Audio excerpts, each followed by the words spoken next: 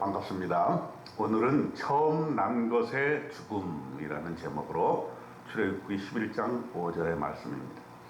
애굽 땅에 있는 모든 처음 난 것은 왕 위에 앉아있는 바로의 장자로부터 맷돌 뒤에 있는 몸종의 장자와 모든 가축의 처음 난 것까지 죽으리니. 이제 마지막 재앙이 다가오고 있습니다. 하나님이 이렇게 재앙을 주시는 이유가 무엇일까요? 고난을 주시는 이유가 무엇일까요? 9가지 재앙을 통해서 애굽 백성들이 정말 깨달아 아는 것은 무엇일까요?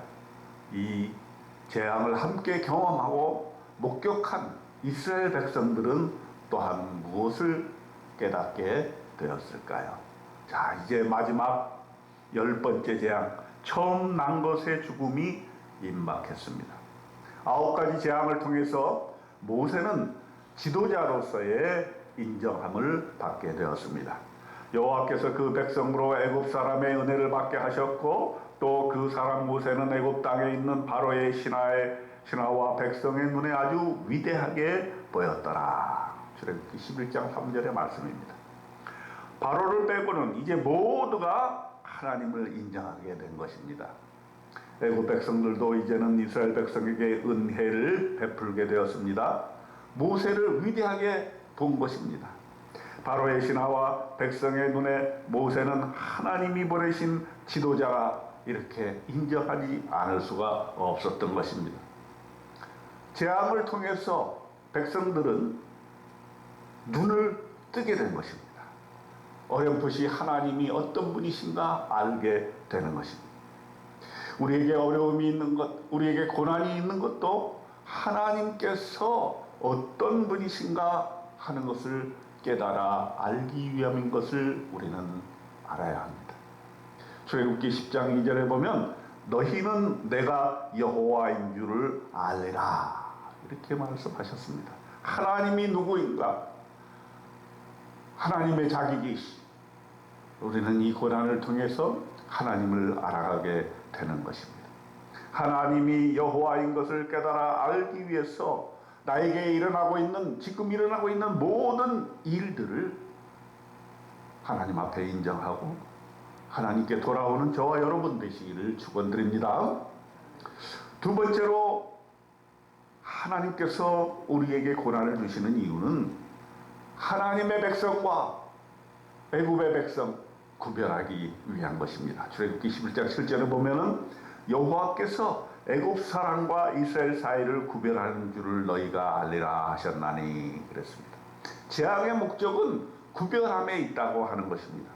애굽 사람과 이스라엘 사람을 구별합니다. 이스라엘은 하나님으로부터 선택된 민족이 된 것입니다. 그러므로 하나님을 모르는 애굽 백성들처럼 살아서는 안 되는 것입니다. 이제 애굽을 탈출하여 새로운 세계, 하나님이 준비하시는 젖과 꿀이 흐르는 땅으로 나아가야 할 것입니다. 우리 그리스도인들도 세상과 구별된 사람들입니다.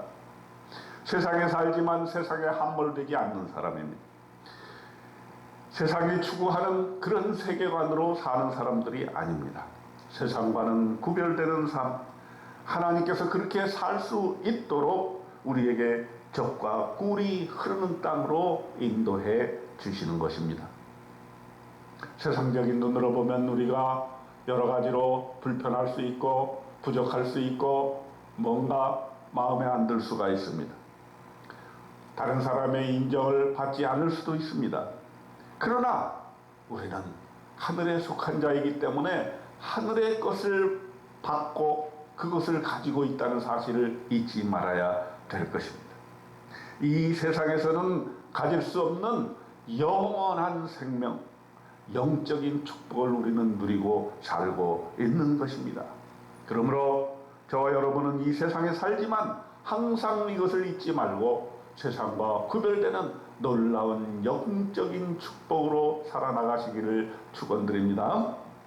마지막으로 여호와께서는 나의 기적을 더하리라고 말씀하셨습니다. 출애굽기 11장 9절에 보면 여호와께서 모세에게 이르시기를 바로가 너희의 말을 듣지 아니하리라. 그러므로 내가 애굽 땅에서 나의 기적을 더하리라 하셨고, 이제 최후의 신의 한 수가 남았습니다. 마지막 재앙입니다. 이것을 통해서 이스라엘 백성은 탈출하게 될 것입니다. 6월절의 시초가 된 것입니다. 애굽의 신을 심판하고 재앙을 피하여 탈출하여 진정한 구원의 길로 들어서게 되는 것입니다. 저와 여러분에게도 이러한 놀라운 6월절의 축복이 함께 하셔서 하나님으로부터 구원받고 적과 꿀이 흐르는 영원한 세계로 나아가는 그런 영적 축복 누리시기를 주님의 이름으로 축원드립니다. 아멘.